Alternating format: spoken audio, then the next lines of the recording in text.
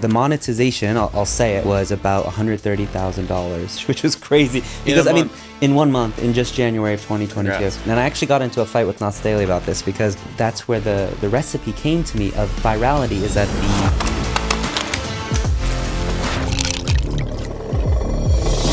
Are you ready? If you've ever been looking for a reason why your job today will help you land your dream role tomorrow, well, today we'll be talking about how our guest went from journalism and being on broadcast television with CNBC to now building his own dream social media business with over 1.6 million followers across all social media platforms. We'll be diving into a fascinating title game that you'll definitely want to take note of, how to be posting more than once a day, and more. Hi there, I'm Robbie and you're watching or listening to the Lost Creator Podcast, a show where we interview some of the most unique and influential people in the content creation world in the hopes of inspiring you to escape the 9-to-5 and live out your dreams. And joining me today, we have the ever elusive Lost LeBlanc. Thank you for being with us today. Thank you for the invite. Wow, I feel so honored. And of course, we have the acclaimed journalist, a reporter for MTV News and CNBC, the incredible Mr. UPTIN'S. Thank you back so in much. the day. Back in the day. During my day. 9-to-5. But he escaped that darn 9 to 5. Now you escaped that darn 9-to-5. there you go. No, but thank you so much for being with us today. Yeah, thanks for having me. How are I'm you doing? You excited. feeling- We're you in feeling person, in which is really person? cool. Feels really nice to be back in Bali. Yeah, So it's awesome. It's a dream. Can I perhaps offer either of you guys a drink? Maybe Ooh. we have some whiskey, we've got some vodka, some beer, soft drinks, water. Vodka? Yeah, we've got vodka. Damn. We got a little bar. We got a little. Let's see where the podcast goes, and then maybe we'll get some vodka. Yeah, maybe some I'll do whiskey a whiskey. later. Yeah, I think okay. I'll take a whiskey. So I'll take a whiskey. as an Irishman. Yeah, you got it. Yeah. We'll pretend it's not our second podcast and we didn't take whiskey in the last episode. We'll No, pretend. that one was last week. Yeah. Christian. But yeah, I'll take a whiskey. What can I offer you? Yeah, whiskey sounds great. Yeah, it's honey whiskey. Ah, it sounds really nice. Smoother on the esophagus. And I just ordered a coffee, so I'm ready. Okay, Yeah. awesome. So I think that's 3 whiskeys coming up. Cheers. Cheers. There we go. To some raw creator chats. Yeah, Let's get it absolutely. going.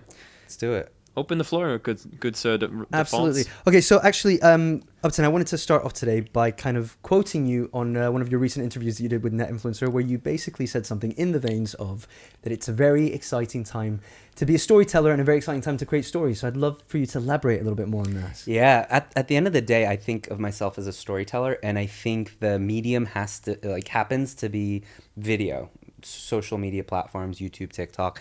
And so that's where I'm telling stories. But if that was not a thing right now, if it was like telling stories just as voiceover, I'd be doing that. If it was writing articles or still writing blogs like, 2010, I would be doing that. So, but I think what's happened right now is that at the end of the day, like it's all about supply and demand, right? There's a relatively low amount of supply, especially on vertical format platforms like Instagram Reels and TikTok, which we'll get into later.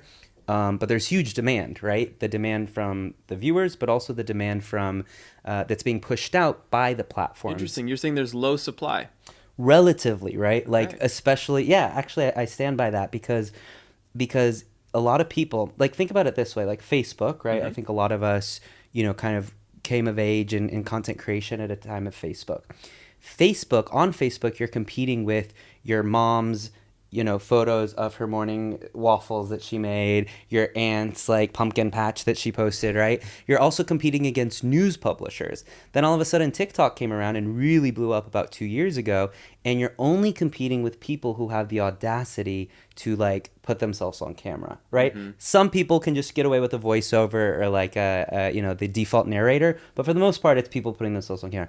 So you're really like the supply and demand, especially in 2020, even 2021, and I would say even 2022 is still very, very high, beneficial for creators on particularly TikTok, LinkedIn as well, but even Reels, right? Like I think most businesses, most people, I mean, we saw the backlash just recently about Instagram, right? Yeah. So many people are pissed that, why am I seeing random people and why am I only seeing video? Yeah. Yeah, it seems to me like there's a demand for quality and there's a shortage of that.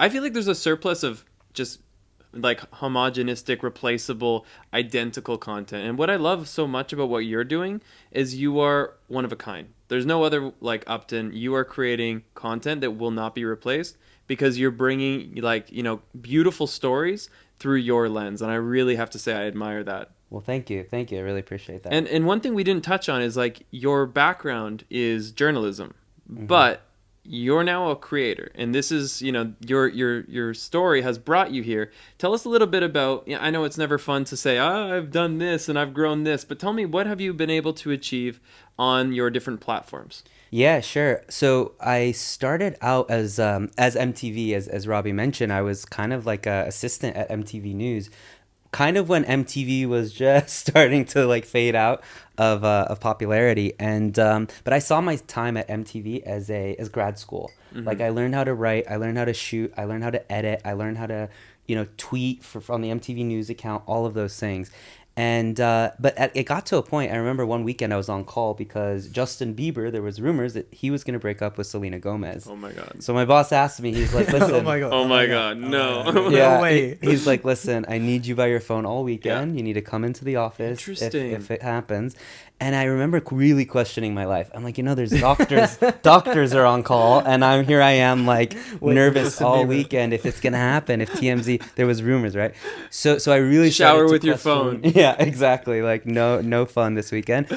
And so I started to question my life, and I was like, how do I work for a real news organization? Like, you know, MTV News did some incredible things, but at the end of the day, it was pop culture, and I was much more into, you know, different types of content. So I applied to the, you know, NBC's, PBS's, CNN's of the world, got a job at CNBC, and CNBC, for those who don't know, is, you know, primarily business news, stock market, tech, and startups. And I remember at first I wasn't into the offer that much. I was like, oh, you know, stock market and all this stuff. But then I realized like this was around 2014. So this was the time that, you know, Airbnb, Uber, WeWork, like tech was becoming hotter than Wall Street.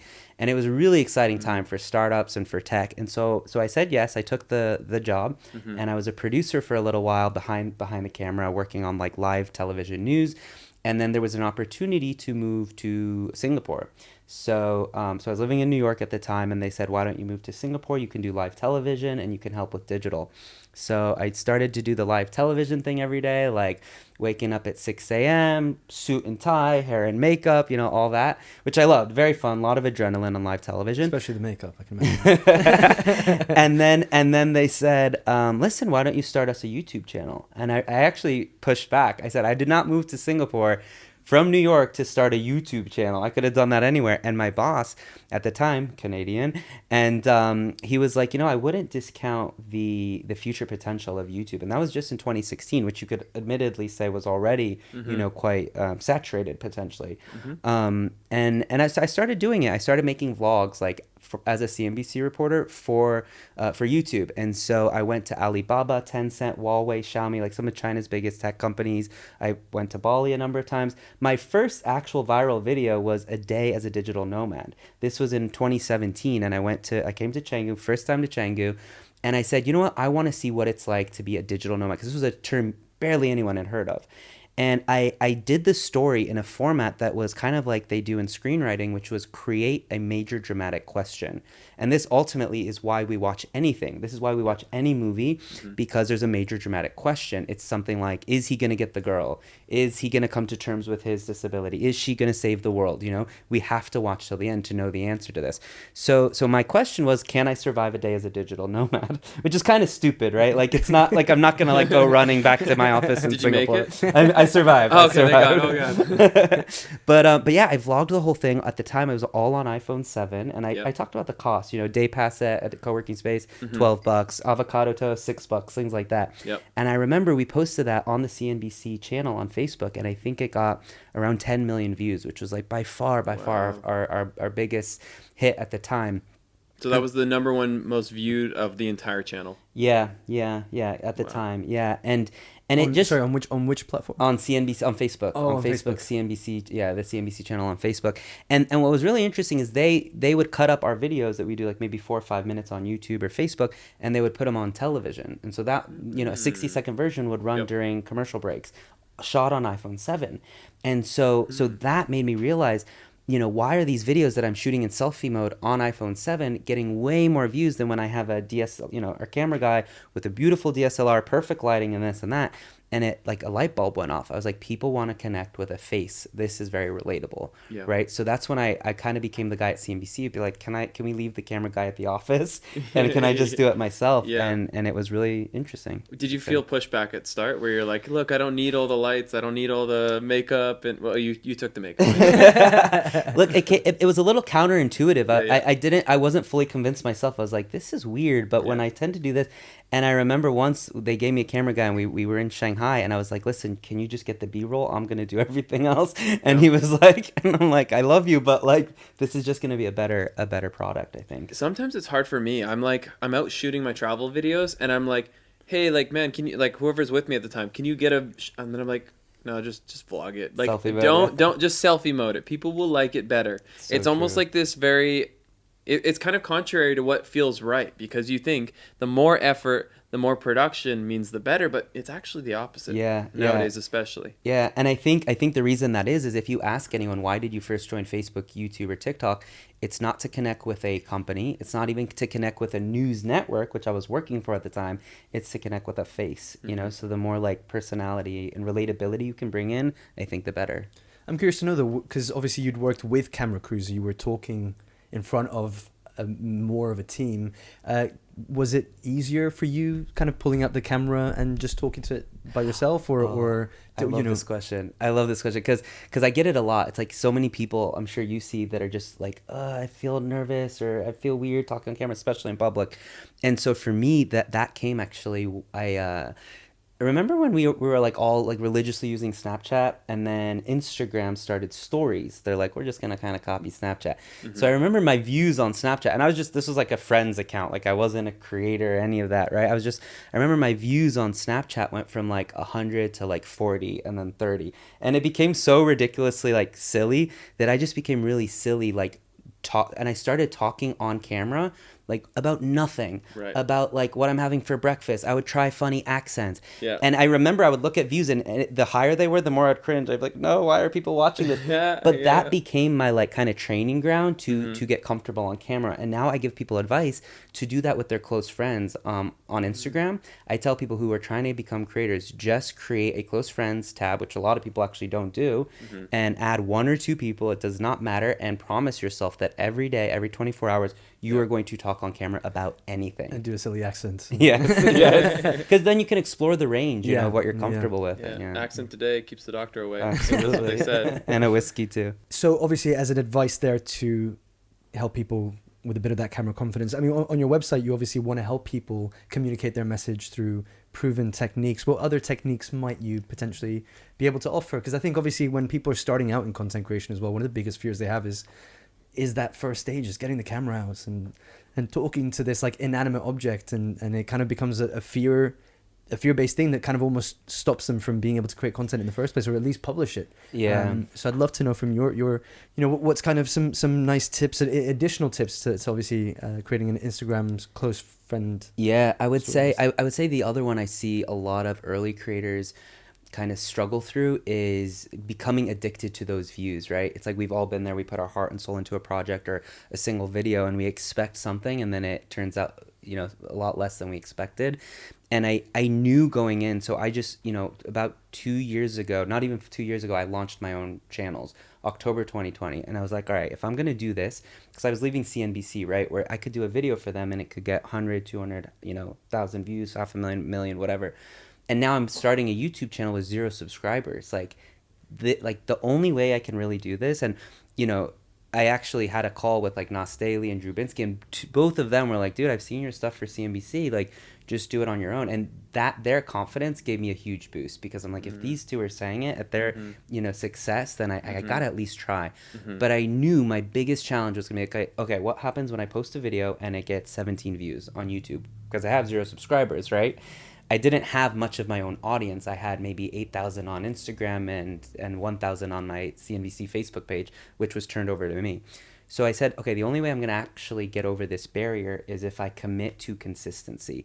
So I committed to doing on YouTube 3 videos per week, no matter what. And I was able to have some savings. So I hired an editor, and I told him, I was like, we're going to do 3 videos per week, no matter what.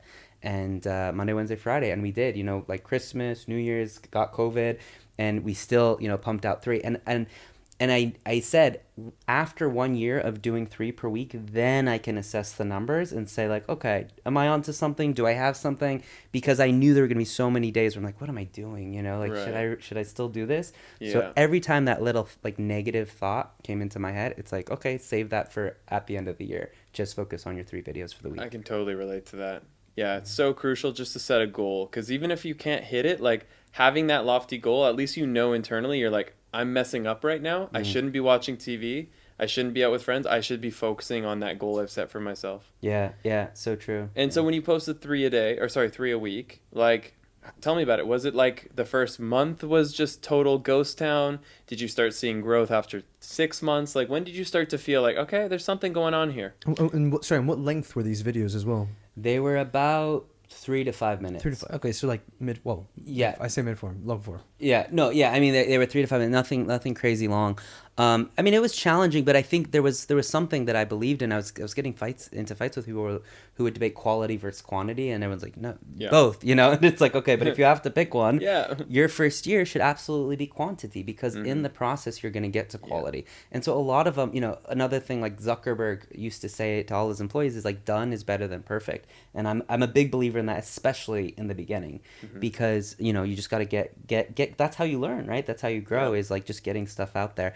And the other thing that it allowed me to do is when videos did tank, I didn't dwell in it too much because I'm too busy creating the next one. Yeah. You know, It's Monday and now Wednesday another one comes out. It's like, exactly move that. on. It was Monday, Wednesday, Yeah. Friday. But I think, yeah, I think for me the big one for me was I went to Lebanon and I did a documentary with about their economic crisis, and that got I think 1.7 million views on my YouTube channel, which had about at the time maybe 20,000, 30,000 at most subs. Was this based around the explosion?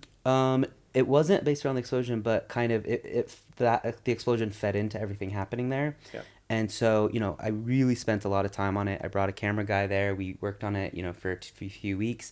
We interviewed a lot of people, and it was something I was very, you know, proud of to kind of showcase the situation. But then when the video, you know, resonated so well on YouTube and YouTube pushed it out, I think even though that was still within my first year as kind of a trialing this new gig, that to me was like, okay, like I'm on to something, you know? How are you liking the food scene here in Bali? Good. I love it. I mean, it's just like, I love the freshness. I love the options. It's great. Yeah. Yeah. I love it. Yeah. You've been here for how long now? So before pandemic, I would come on and off like a month here, a month there. And then I just got back last week since the pandemic. So Do you see yourself staying for a while, or? I see, you know, I think where I'm at with my content right now, it's like 70% of the time I'm going to new countries and exploring new things. Right now I have a backlog of footage that I need to edit. So I'm kind of hunkering down here to work on that. I think it's a great base. I don't want to film too much because, you know, you're doing an amazing job on the Bali content, and there's a lot of, you know, content about Bali. So I kind of just see it as a really nice base. Yeah, and, Robbie. I we'll send see. Robbie out whenever there's a competitor in the neighborhood. Robbie's broken a few legs. Oh, Yeah. I take my bow and yeah. arrow. Yeah, for sure.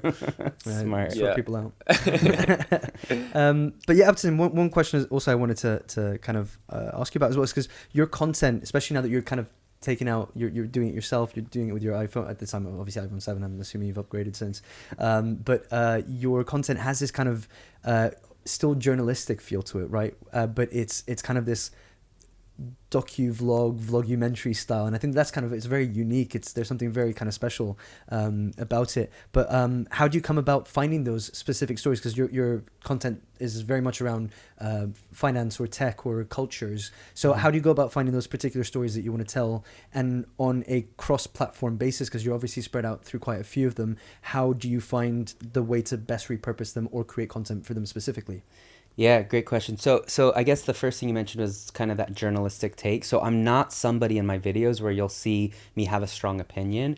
I might slant a certain way, or I might kind of bring in elements of an angle that maybe are a little less conservative, but I won't have an opinion. And I actually got into a fight with Nas Daily about this because he was giving me feedback, and he's like, "Your videos are good, but you need to tell us like why it's good or why it's bad, not just tell us what's happening." And it was like so hard for me as a journalist for CNBC, because any time I filed an article or did a report, you have an editor there saying, okay, but what about the other side? You know, and you get it in your head long enough that you always need to balance both sides of a story. And so So that's the first thing. It's like I wanna keep that, and I think, I want to let people decide in the comments if it's good or bad. One of the biggest things I cover is China, and it's kind of growing influence and China tech, and how like their 5G technology is really advanced, but it's banned in the U.S. and Europe because they're afraid people are gonna spy, right?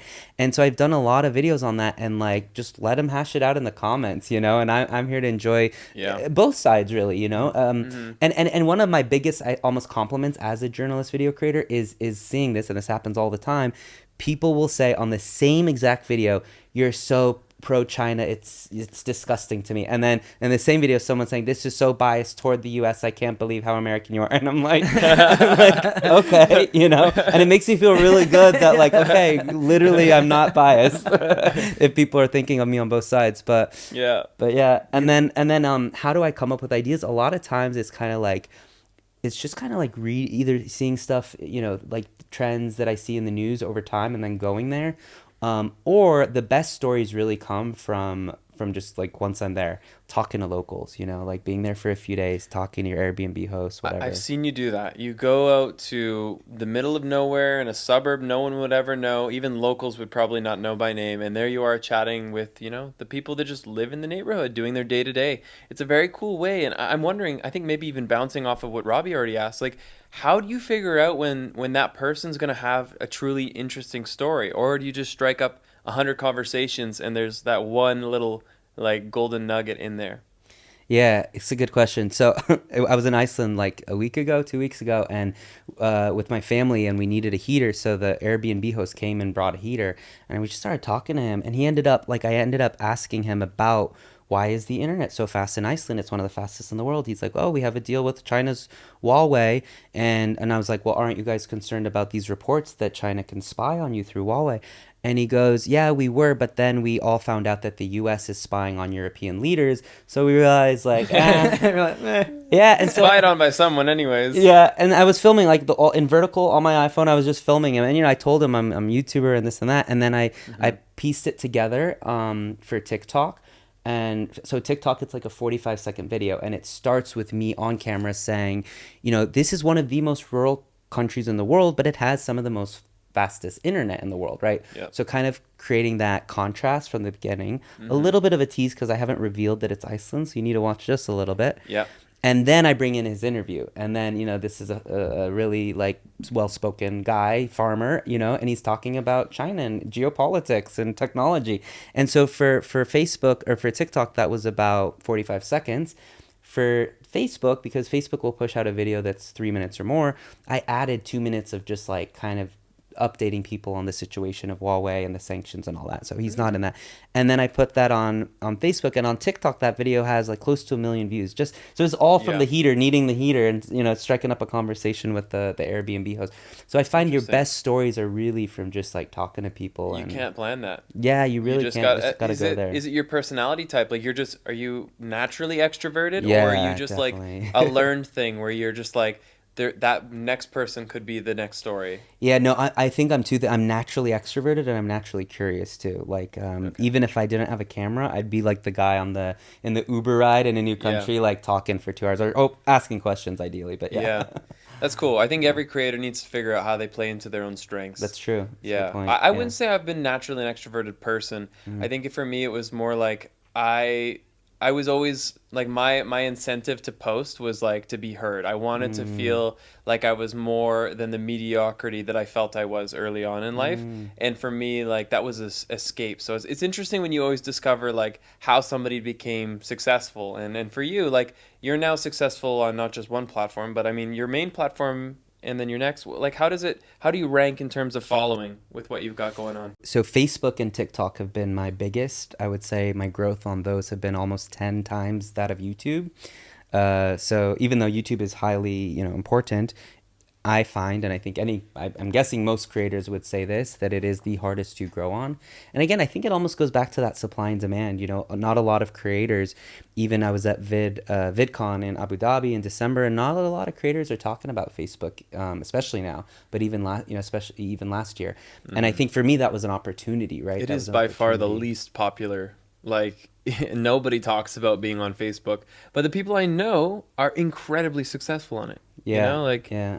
I think it's like you said, supply and demand. You're in the right place. Mm. And even TikTok now, you're posting. If I'm not mistaken, or at least for as of recently, you're posting 3 times a day. Yeah, 3 times a day. Yeah. 3 times. Yeah, I mean, like, that's because obviously, I output. mean, you mentioned it before, where it's like it's not about being perfect. This is just about getting it out. Yeah, I Right. want to give an example. As a storyteller, I think it's the best. Mm-hmm. So a lot of times, like, how the heck do you post 3 times a day? And I told them some of your best TikToks, if not your best TikToks, are going to be filmed like an Instagram story, not like a formal, YouTube video. And one example, I was in Istanbul last year during like a lot of COVID lockdowns, and I remember it was a Saturday. I know you're a big fan of Istanbul. I was walking around on a Saturday, and I was like the only one on the streets. And this is because Turks at the time could not leave their house on weekends, but Yes. tourists could.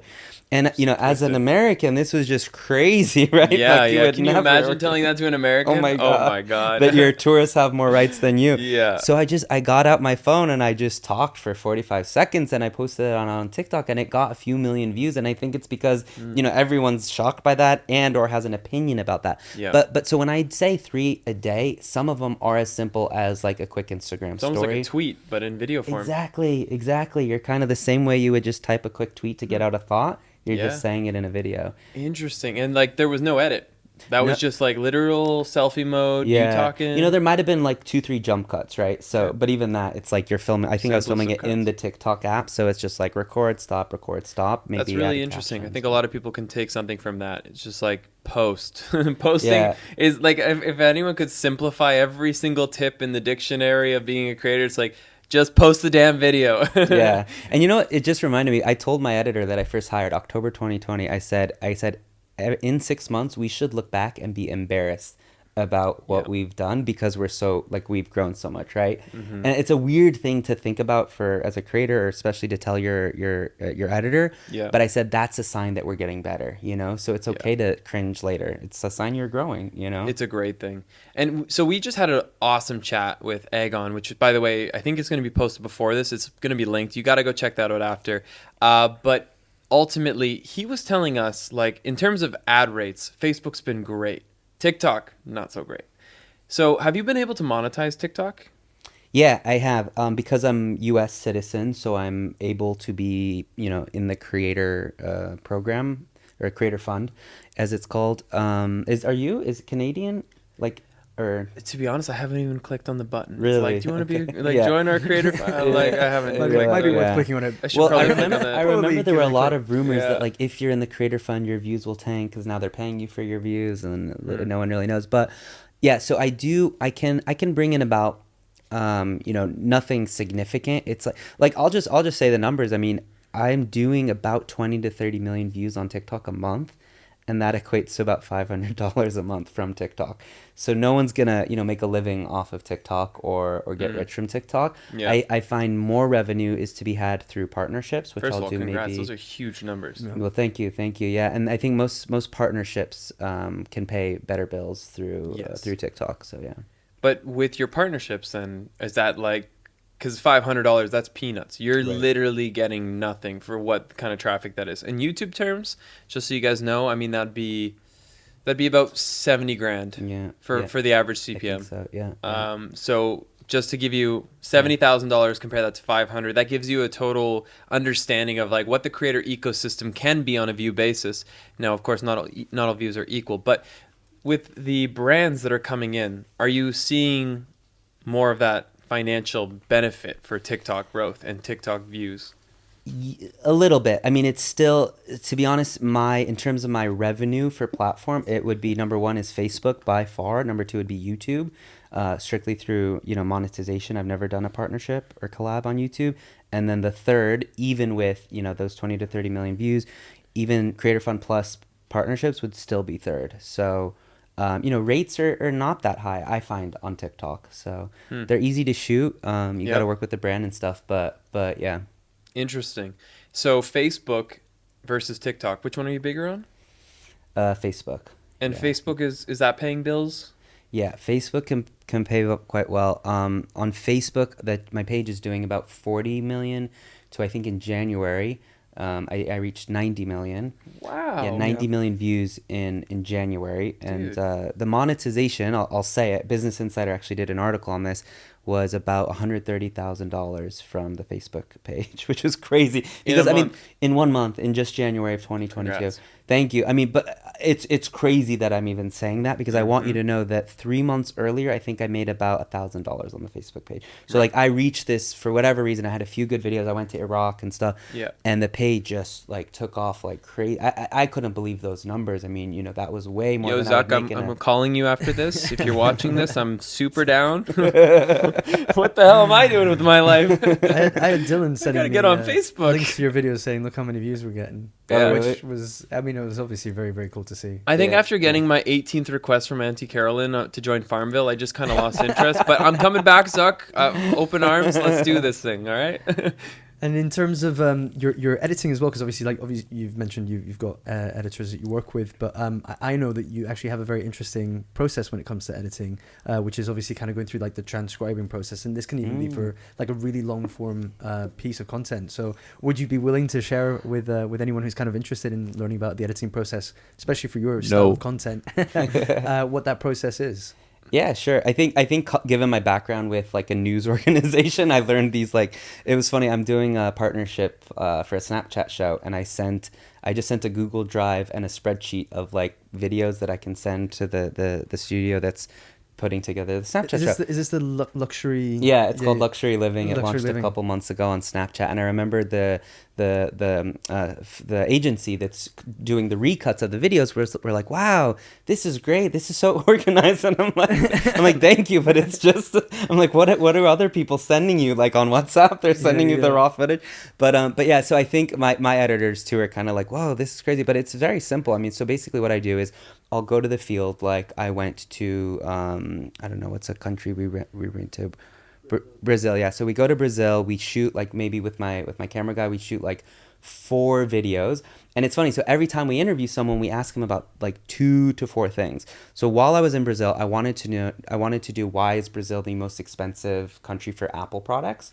I wanted to do why are there so many Lebanese in Brazil, more Lebanese in Brazil than in Lebanon. I wanted to do something about why is Brazil not a superpower, because it has all the things that make it that you would think would be super, but it's not. Yeah. So a mix of stories. And so every time I interviewed someone, from my barber to a random woman on the street to someone at McDonald's, I literally met someone at McDonald's. He's like, "Where are you guys from?" And we interviewed him for 45 minutes at McDonald's. And so I'll ask him about 3 or 4 different questions and kind of use them as much as I can to get their opinion on different topics. And then, so we'll have all this footage. We'll have an admin essentially transcribe every word, through apps. They don't have to manually type anymore, obviously. They'll just transcribe all the footage. And then I'll have this document that's maybe like just a Google Doc, 40, 50 sheets. And then I'll go through and just not read it, but I just skim through it, highlight 40, 50 sheets, by the way. Yeah, 40, 50 sheets of just quick skim. Just 3 days later. a book. Here's a book. Just a book, a novel. And then I'll just highlight the best sound bites, and then I'll cut the sound bites into that script for the documentary, and then I'll write some voiceover around it. Wow, And so I'll not even put some listening, stand-up. just reading. Yeah. It depends. Like if I have time and stuff, I'll listen. But a lot of Interesting times it's just workflow. reading. It's That's essentially fascinating. like a paper edit. Like you create the edits as a worded document. Yeah. And then that goes out to your editors to be able to actually piece that. Exactly, and That's it'll usually include the time code, so they're not left in the sea of Wow. these. But yeah. Sorry, what do you use for transcription? What software? We use an app called Otter, and it's basically you Like just hit record. OTTER? Yeah, Okay. you just hit record, and she hits play, and it just transcribes every word in real time. But there's What do you easier, pay for it? Oh, I think it's like $5-10 a month. It's just an app, Yeah. All right. You also told That's me fascinating. that on this interview I've read before that for you the kind of the recipe for virality is the blend of the familiar with the unfamiliar. Yeah, absolutely. I was just about to ask. That's really interesting. Yeah, I found Could you this. elaborate a little bit on that? Yeah, sure. Yeah, how do you pick your titles? Like it's what you just said, or is like those topics would not have come to my mind. Oh, what the topics I talked about? Like Yeah, Brazil. or why Apple's so expensive in Brazil. Like Yeah. that you must have some sort of formula. Like Robbie was kind of getting onto. Like Yeah. how does that work? Yeah, exactly. So because my content is about tech, economics, money, I'll go to a country, and I never do like anything related too much to travel. It's more about the economy. Like, why is this, like, I was in Luxembourg, which I knew nothing about Luxembourg a month ago. And then I just did a little research and found like Microsoft and Amazon put their headquarters in Luxembourg essentially to avoid taxes. It's a fraction of what they would pay if they were based in London or Paris. And this is a tiny country. It's smaller than every U.S. state, 600,000 population. So I go there and I initially my title was going to be, why is Luxembourg so rich? Because it's also one of the richest countries next to Qatar. And I'm like, you know what? Like, people are not that familiar with Luxembourg. I probably wouldn't click on the word Luxembourg. So instead, I made it, why is Amazon's HQ in this tiny country? A little bit of a tease. I saw that video. Did you? Well, I didn't actually. I saw the header and I was like, I was busy, so I didn't click on it. But sorry, but No, it was the title caught me. I was like, wow. Yeah. So I've been playing with titles a bit more to make it. I don't want clickbait for sure. I also don't want to be too much of a tease because I know the algorithms hate that. But I want to make it exciting. And sometimes I'm like, ooh, I probably wouldn't care about Luxembourg because I don't know that I should care. So just kind of, I've been working on titles. And then to your point about the familiar versus unfamiliar, so I kind of realized that actually at CNBC. So McDonald's opened a luxury restaurant in Hong Kong. They have quinoa, table service. They had like mood lighting, chargers on every table. Wow. And so I wore a tuxedo and I went and filmed it with my iPhone at the time, right when it opened in Hong Kong. And it got, I think, 5 million views on YouTube, which was crazy, especially even for our channel. And I shot realized... vertical. No, this was all shot horizontal. Yeah. This was like a true YouTube format. But I realized it's like, that's where the recipe came to me of people. Virality is at the center of familiar and unfamiliar. So everyone is familiar with McDonald's in the world, arguably, but no one is familiar with a luxury McDonald's. Another video that did crazy well for us was Singapore Airport, 27 million views on Facebook. Everyone's familiar with an airport, especially us in the West. We're familiar with it being stressful, annoying, expensive, yada, yada, yada. But we're not used to it having like a luxury waterfall and, Swimming pool, a cinema, that kind of thing. A cinema, yeah, all those things. Wow. So I think, and there was one more I want to say, it's like Amazon. Amazon's opening a bunch of stores where you just swipe in through an app and then you pick up like your granola bar. They even have a partnership with Starbucks in New York. You pick up like a cake pop and you walk right out, no cashier. And those have performed very well as well because, again, everyone's familiar with the shopping experience, but most of us, almost no one's familiar with just walking out without paying, right? Well, a small Speak for yourself. but there was one time where I stayed in or I had a companion robot in Japan, in Tokyo, and this robot has no utility other than to be your friend and say like, hello, konnichiwa, as you wake up and talk to you. And I mean, and that video actually flopped because I think it was too weird for people. There's not enough familiarity. Everyone has a friend, but like the idea of a robot being your friend was like kind of too either creepy or just strange that people couldn't relate to it. Yeah. So honestly, if there's one piece of gold in this chat, that is fascinating. It's just your titles are so strong, and I think that's one thing that really stumps people. They have an idea of what's a good video, but how to market it is easily the hardest part. I agree, and especially thumbnails. You can take a great video, and if you don't have a thumbnail or title, it's like it's dead in the water. Yeah, so that's so really, really strong advice. Unfamiliarity with familiarity mixed together equals, bam, $130,000 on Gold. Facebook. Zuckerberg throws money at you. I think there's something interesting that you touched upon in terms of also like with going to Brazil, that you had like 4 topics in mind that you wanted to shoot there, and that's kind of also like putting yourself very much in like with a producer's cap on, and to say, the most expensive part about traveling is the actual traveling process as well. So I might as well take advantage and make the most amount of content that I can find whilst I'm here and be as effective with my time as possible. So obviously kudos for obviously keeping that mentality as you go through, because it then does allow you to keep traveling. It does kind of finance that ability to be able to travel and make content that makes you happy, So. Exactly. Yeah. It's kind of like how much, content can I get out of this trip to make it worth because it's also like gambling. I mean, even those Facebook numbers are crazy, but I would say it's kind of like 80-20 rule, where 80% of the revenue probably comes from 20% of the videos, So that's a gamble, right? Let's say 3 of those 4 videos on Facebook did not, did bring in profit given the expenses and all. So you almost, need that one to lift the others. So what I love about YouTube is the evergreen content. So if I put together,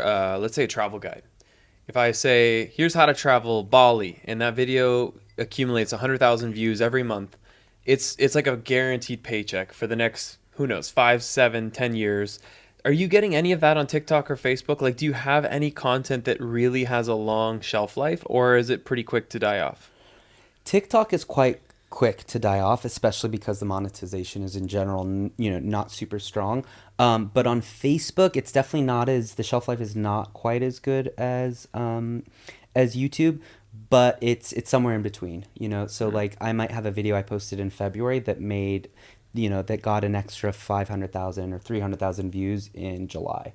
So it happens in Facebook for sure, which is nice because it becomes passive income, right? Yeah. Like I think in the month of July, I only posted maybe 8 new videos for the month of Facebook, as opposed to maybe 20 on average per month. And I still, the monetization was slightly lower, but not a whole lot lower. So. And how are people finding old videos on Facebook? Is it search? Like, is there a search bar on YouTube the same way there is I know on Facebook has YouTube? been trying to. I just saw Facebook for the first time create like custom URLs where instead of it like being a number, it's like, probably to try and get more Google search Yeah. to its video player.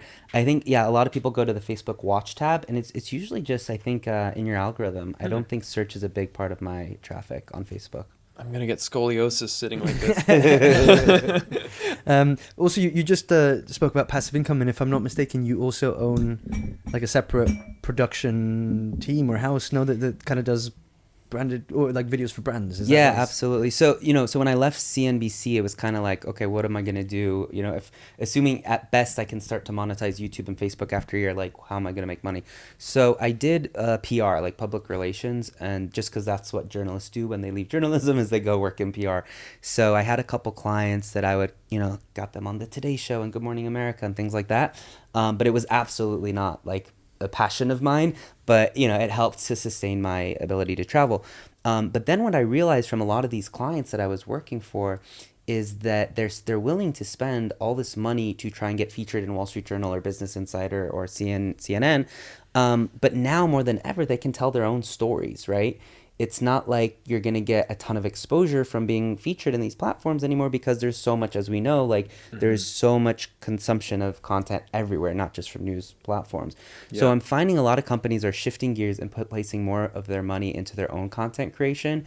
And what does that look like in 2022? We all know it looks like video. Yeah. So what we do is I started an agency in Dubai earlier this year, and what we do is we create short format, but also YouTube videos for companies. So one of our clients based in the US, they're a unicorn, and they were writing 30 blog posts a month for their website, but they had no video.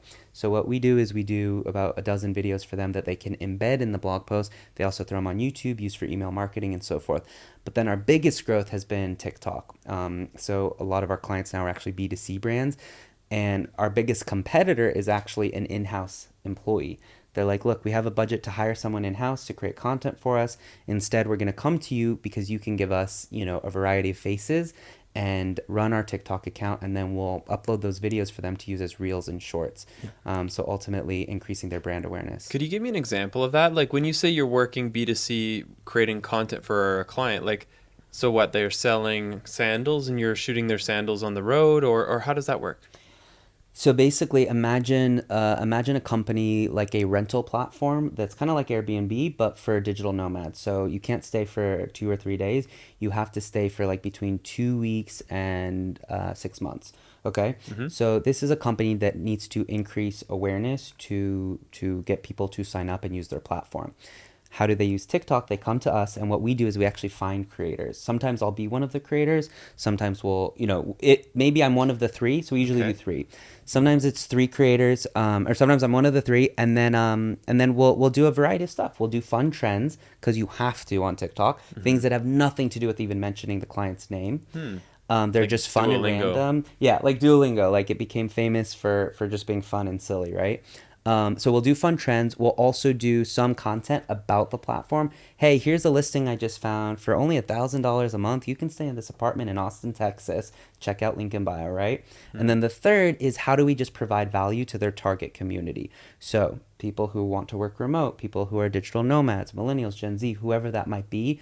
Here are the top 3 states to live in as a digital nomad. Here's the best way to avoid paying, heavy taxes on your income, like things like that. Again, we don't even mention the company name. We just provide value.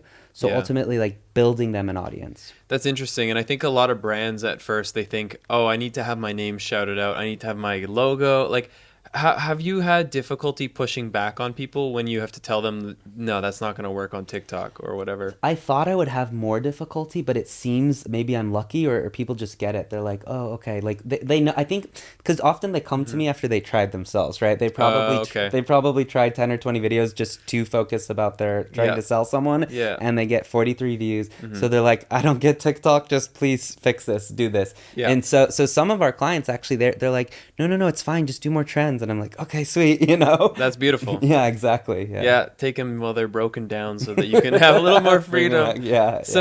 So with that, like, okay, let's say you had to create a TikTok about, Austin, Texas. Does that mean you have somebody in Austin, Texas making that video? Or are they in Dubai making that video? Yeah, so it depends, obviously, like, who the client is. If they're Dubai-centric and they want Dubai users to use their platform, then we'll need 3 creators in Dubai. But so far, all our content has been shot, like, remotely, i.e. from wherever in the world you are, through green screen or, their own little couch setup. So you don't even have to be in Austin, Texas. No, you can make it from wherever. Here's this there's wonderful flat I stayed in. Yeah. The green screen glitches. Exactly. Yeah. I mean, ideally, like, we could get to a point where if they have the budget to support that, where it's like we send a creator, live there for a week, do a TikTok, but, we're not there yet. But, like, one of my dream clients, I'll just say, would be WeWork, right? Because I'm a member of WeWork, and I posted a day in the life of WeWork, and so many people in the comments were like, wait, I didn't realize this company's around because of the documentary on Apple TV Plus and this and that. And then, so I actually went to WeWork and I was like, look, like why aren't we making fun content for you guys on TikTok and Reels? So we've had a conversation with them, but I think they'd be such an easy one because it's a naturally visual company that you can easily create like day in the life content about. Or maybe we need to work together. We're opening up a guest house. We're opening up a Lost Creator Academy guest house just in Chamagi. So it's going to be 16-person capacity. And honestly, like in terms of marketing, we're not there yet. We're just like right now I'm focused on like we need bunk beds, we need the tables, and then the next is like okay, we need a boss ass marketing strategy. So actually, by the time this episode comes out, the guest house it will be there. Should have opened. Yeah, check the link below. Come and stay with us. It's all about building community, and I think brands want that, and they're aware of that now. They're like, oh, we're not going to get a sale through one TikTok video, but we can start to build our community. And especially something like that, you have such an amazing option of content because there's so much things to create. It's like it's gold. Very interesting approach. I'm sure you get asked this question a lot, but what are some of your future goals? It's funny. One of my biggest, I'm going to turn that for a second. One of my biggest challenges has been. That was my next question. Oh, okay. Can we switch the questions? Just because it'll feed into goals, I promise. What are some of the biggest obstacles you've faced? My biggest obstacle has been not getting wrapped up in data, which is really ironic to say because I actually majored in finance in college, and I'm a numbers guy. I do love numbers, but I realized early on it can be very easy to slip into this volcano of just like, oh, this got lower views than that, and this week I'm higher than that week, but last week and this, and monetization. And so I kind of just made this decision to like, as long as I'm making enough, getting enough views and making enough money to support a team and have a little, left over, then I'm happy. Because it can really suck the art out of the creative process. I think we all have to be, careful of that. So thus, because that's been my biggest challenge is trying to like ignore numbers to an extent. Obviously, I do use them to give feedback and decide what, oh yeah, this country does perform well. Maybe I'll take another trip or whatever. But because I'm very acutely aware of that, I can't get too lost in the numbers. My goal is honestly like, if you might even say you don't want to do that. Get lost. My goal is to just like, keep having fun. Like there's some tourism boards that would be a dream to work with, like, to just get access and obviously the support to be able to film throughout the country. Like Japan is one of them. I think it'd be so cool to work with them. But even if I don't work with them, I can go there and have more creative freedom, So I don't know, like the old me would be like, oh, okay, well, I'm at 1.6 million followers. My goal is 2 million. But like now I'm at a point where it's like, it doesn't really matter. It's just making sure that I continue to like love and enjoy the process, not burn out, and like have fun and make the internet a little less dumb. So Get good luck with that wisened one. up. Thank you. If your goals were completely separated from your personal identity, your enjoyment, your everything that you love, would you be going all in on the agency side or all in on the personal brand? Which one do you think is like the profit driver or the most impact that you could have? The brand, definitely the brand. Personal side. Yeah, because I love storytelling. Like I got asked the question actually at a conference. They're like, how do you make 3, TikToks a day, these many YouTubes? She's like, don't you burn out? And I thought about it and I answered, I was like, when I am a little bit stressed or anxious, I'll actually open Premiere Pro and edit like a recent video because I love, like, for me, that's my flow state. It's still like, knock on wood, hopefully it What do you stays do, that Robbie? way. Well, by the sounds of it, I might as well just be like flagellating, like just whipping myself. Yeah.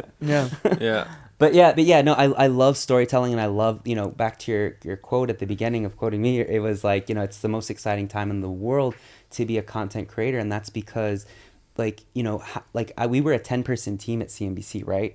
The reason I had the confidence to do what I did was seeing people like Nas Daily and Drubinski, backpackers essentially traveling the world and creating empires, and faster than what we could do as this massive company with global reach and global brand awareness, right? So I think I love it. I love telling stories, and I want to get lost in more stories.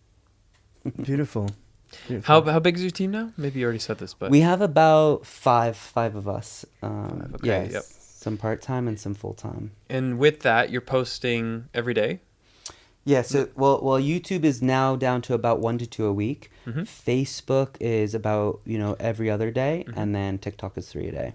3 a day. So naturally, 2021 and 2022 for me has been all about team building. And I'm very fascinated by how different people run their teams. But for most people here who are watching, you guys are probably not yet in that boat. And one of the things you often hear as creators is like, post on every platform. You never know what's going to happen. Don't put all your eggs in one basket. And that's easy to say, but what happens when you only have 8 hours in a day or 12 hours in a day where you're able to work? So if you were to go back in time and you were that one-man band, or maybe even when you were that one-man band, like, how do you prioritize a platform, and which one would you be choosing these days? I think everyone is able to post on. I just met a girl in the airport, and she's like, I'm a YouTuber, and I'm like, that's so cool. Are you doing TikTok? And she's like, and I'm like, dude. And then I saw her YouTube channel is really good. She goes up to people on the street and asks them like what they're wearing, where they got their fashion sense from. Like, Oh, that's perfect for TikTok. yeah, it was, and she built about 33K subs on YouTube in about a year. Like, pretty good for YouTube, not Yeah. bad. And like I watched a clip, and this woman's like, $4,000 handbag, shoes on Amazon, $7, and I was like, wait, this isn't TikTok. I'm watching this on YouTube, and it just blew my mind that this girl is not using TikTok. And I think all she needs to do is take that video, 12 minutes, and pick her 3 favorite characters of the vlog and make them a TikTok. Vertical format, obviously, make it native to the platform, and under a minute, and then see what happens. So I think, at minimum, every creator should be splicing and dicing their content. Maybe not Facebook. Maybe, I will say Facebook has a specific audience, so maybe they should focus on YouTube, and let's just call them, vertical videos, because that's Shorts, Reels, and TikTok. But Facebook is horizontal for you? So Facebook, I do Square, actually. Square. I do Square, yeah, because there's still a number of people using desktop and mobile, so I do Square to kind of catch both. But ideally, every even beginning creator comes to a point where when they're in the field filming something, they're thinking about like, ooh, this would be really good for TikTok, And sometimes I'll do that. Like, I'll film a whole video horizontally. And then just just my hook for a TikTok, I'll just get out my phone and do, here's 7 things, just knowing that that's going to be the TikTok open. But I think if people are overwhelmed, they should just think about it in terms of long form and short vertical form. That's it. Yeah. That way they don't get too overwhelmed. I think naturally a thing that gets in the way from, let's say, being multi-platform is like, oh, but I'm shooting tomorrow, and then I'm shooting the next. It's like maybe it'd be better to drop a shooting day and instead use an editing day to splice and then repurpose content. Because I think that's like almost like a better way to make full use of what has already been created, especially as like a travel vlogger. Like there's thousands of dollars invested in every piece of content, and I better take my own advice and start doing it better, because right now we're not really. But you know, ultimately, I think we have to think less about the shooting and more maybe about the repurposing. Yeah. I love what you said. Just take an extra day to edit it and splice it as much, and even I wouldn't say repost the same video, but there's videos where you're like, wait, this kind of should have done well. Be honest, be objective with yourself, and be like, ooh, that was a really boring cold, cook. My hook was, what's up guys, today I'm in Guatemala, and it's like, no, that's not a hook. It needs to start with your best line, your best shot. I'm sure you've been to Blue Lagoon.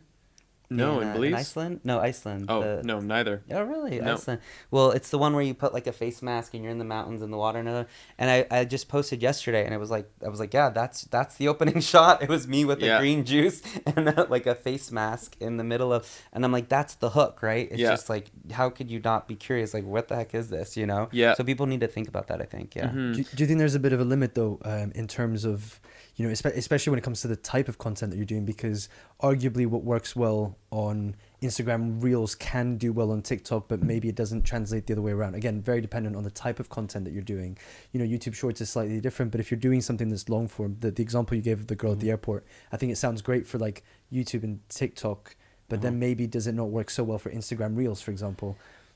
It's hard to say. I would say the only difference I've observed in my experience thus far is that Instagram, if you shoot anything in the field, I think it's good enough for TikTok, Reels, and Shorts, because you invested effort and you're filming something. If you're lying on your couch talking about something, even if it's really interesting, in my experience, Reels will not push that out, but TikTok will. Yeah. So TikTok really rewards this level of unpolished, rough, like authenticity to you. But Reels still tends to prefer something a bit more polished, in my experience. I don't know. You know what I've seen that's kind of funny is I've a lot of people leaning into that unpolished look intentionally hold that lav. They're like, hi guys, like almost like a little like low budget reporter, right? Yeah. And then I've even seen people lean into it even further, where they're holding like inanimate objects. They're holding like the back end of like an auxiliary cable, and they're like, hey guys, and like, it works. Yeah, it works. Yeah. I literally just bought a lav mic for that damn reason. I'm like, it's such an untraining process for me, because like 2015 is when I started.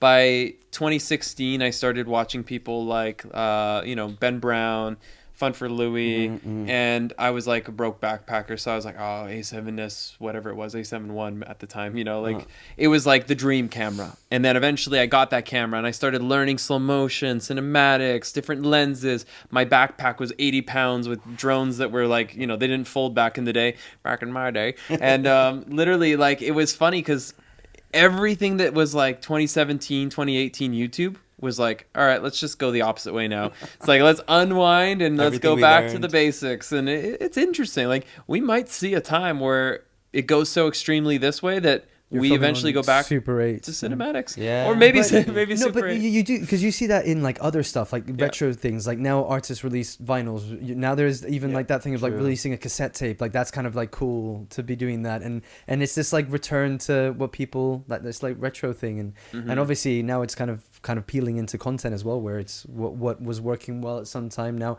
you're just kind of seeing it kind of, it's like almost like a cycle. Yeah, totally. And I think the pandemic, it was either interestingly timed or only accelerated that, because it made people realize, like, I just want to, I've told brands this that we've worked with. It's like people just want like authenticity. They just want to see you as you are, and the more authentic it's funny. My first brand deal on TikTok, they're like, we want to give you $1,600 to promote our platform, and I was like, oh my God, like $1,600. This was like, I was so new into TikTok, and I was like, this is crazy.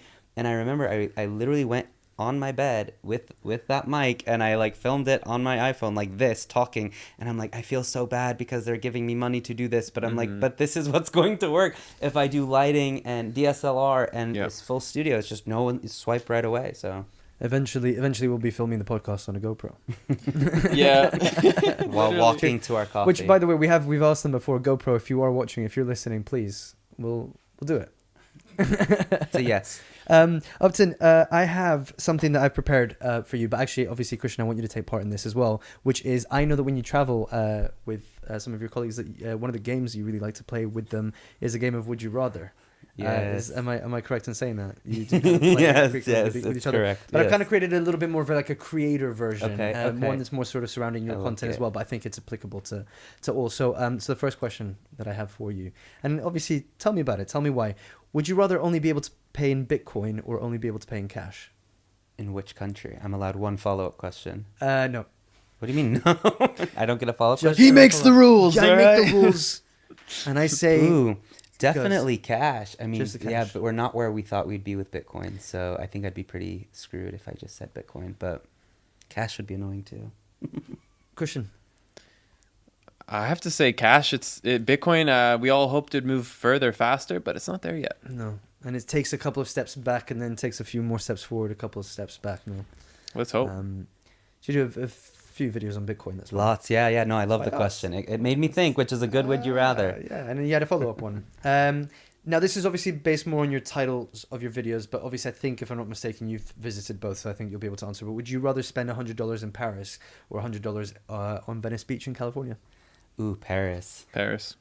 Simple. And that's just because I grew up on the West Coast, California. Yeah. It's not that exotic It's to not me. that exotic. But there's, what about value for money? Even Venice is so expensive. Yeah. It was crazy. It's terrible. Paris is It was very, awful. very expensive. I would honestly say I felt less robbed in Paris than Venice. Agreed. Venice lately. It was crazy. Mhm. And what's really interesting, like tipping cultures of, I'm not sure Canada tips, right, at restaurants and stuff. You're just like, but there was these cafes where you order at the counter, and then there was an automatic 20% tip. Oh my god, I And you're hate not even- that. First I it's- hate yeah, that. first the automatic is like, whoa, and then it's at the counter. It's not even getting served your food. And of course, That's it's Venice Beach. it's usually the people that suck the most too at their service jobs. Yes, exactly. Yeah, They're like, you want a they're tip? not incentivized. Here's my That's tip. why. That's No. the whole point of the tip. You I want a got tip? one Here's a for you, tip. Robbie. Do something. Go ahead. Date, marry, kill. We Okay. got Oh, a this YouTuber, a TikToker, and an Instagrammer. Date. Ooh, that's good. I think I'd marry the YouTuber, because I think you will have gotten to know them best. Sure. You got to spend a lifetime with That's them. fair. I like that. Date an Instagrammer. Yep. It's visual. I'm gonna get a good idea of what they look like. Yep. And kill a TikToker. They're pretty. That fucking just seems annoying. fair. Yeah. That seems Would about that, right. Would that be all rounded? Did you guys think? Would you be agreed, or would you? I would find it- disagree. Actually, I would kill probably the Instagrammer. I would date the YouTuber, and I would marry the TikToker because they'd be the most like long term, maybe. long term. Yeah. I Long. mean, Yeah. He must have a short-term. different algorithm than us. When I go on TikTok, I'm You like, know that TikTok is short form, right?